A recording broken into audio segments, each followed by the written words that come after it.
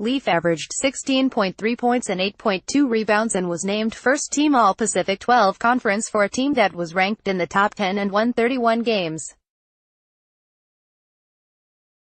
It was everything that could have been imagined when he committed to Arizona in November 2014. Except those points were scored and those games were won at UCLA. Those two schools are furious rivals in the Pac-12. So how did Leaf end up a Bruin in 2016 after committing to the Wildcats nearly 2 years earlier? Well, in June 2015 Leaf tried out to become a member of the USA basketball team competing in that summer's FIBA U19 World Cup. The team was coached by Arizona's Sean Miller. Leaf did not make it. Before the end of the summer, he decided to attend a different college than the one he originally planned. I couldn't help but think of this episode when ESPN analyst Dick Vitale tweeted late Saturday, after the United States had blown out Canada to win the FIBA America's U18 championship, that he was bothered that Division I head coaches were being used to coach the squad of primarily high school-aged players. I said it once and I will say it again. College head coaches should not be eligible to coach a teen U team. A big advantage in recruiting. The coaching staff for this edition of the U18 squad consisted of head coach Bill Self of Kansas and assistants Danny Manning of Wake Forest and Anthony Grant of Dayton. Their team rolled through its 6 tournament games, averaging 114.5 points per game. In the medal round games against Argentina and Canada, the U.S. won by an average of 25.5 points. The 12-man roster included 8 players still eligible to be recruited by Division I colleges. For all we know, all 8 could end up at Kansas because they so loved being coached by Self during this short period.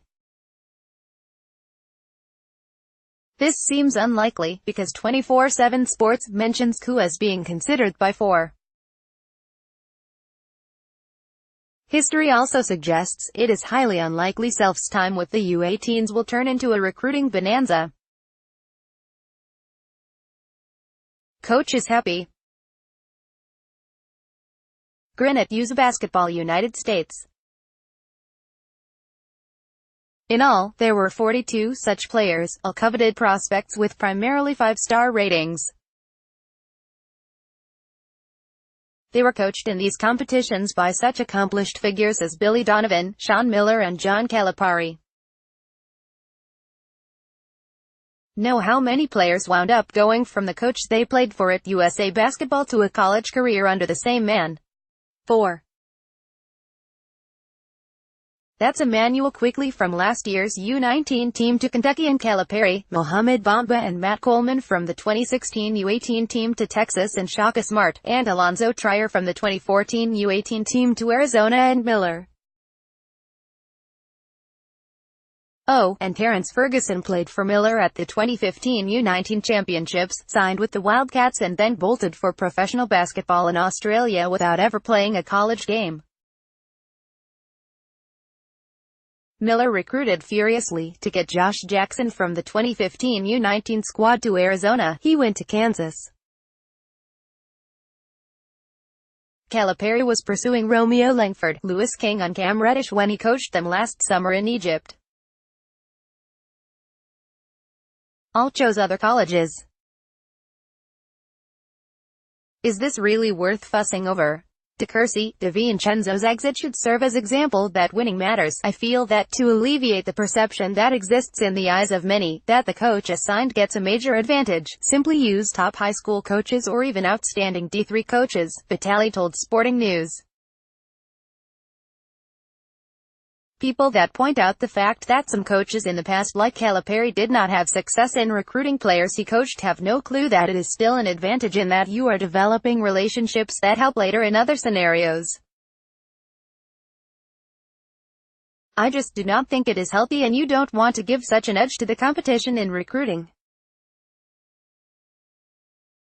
Living with the stars for 2 weeks is a major plus. However, if coaching these players in international basketball were such an enormous recruiting advantage, one would suspect recruiters who have had so much success for so long would be able to clean up in these circumstances. They're obviously not. It also can be a disadvantage if a player a coach is recruiting suffers the embarrassment of being cut, even though the teams are chosen by a panel of coaches and the one in charge of the team is just a voice in the discussion. Leaf never has said that being sent home from the U19 team was the reason for his switch from Arizona to UCLA. But it obviously was a factor. And here's the thing, Leaf has turned out to be a marvelous player. But he was the worst in the gym that weekend. Kentucky was recruiting Bobo when he showed up at the U19 trials last summer. He was cut. He chose Oregon. When Langford was on the U19 team last summer, he was bothered by a back injury that led to him missing 2 games at the World Cup and ranking 11th on the team in scoring. His father subsequently blasted Calipari in an interview with the Louisville Courier-Journal. Yes, that's quite an advantage. USA basketball is in these competitions to win them, and to develop players for the senior national team. Self and Calipari are in the Naismith Memorial Basketball Hall of Fame. There aren't many high school coaches likely to do a better job in a 2-week period preparing them for international competition. The U.S. trials began May 26. Their first game in the tournament was June 10. That's 15 days to select and prepare a team. That's also 3 weeks Self and his assistants committed to being away from their homes and families. I've never been invited, but it's easy to guess that Self has a pretty nice house, and that when he's in Kansas it's not much of an effort to get a prime tee time. He may not be looking for a thank you for getting the U.S. a gold medal, but he at least doesn't deserve to be scolded.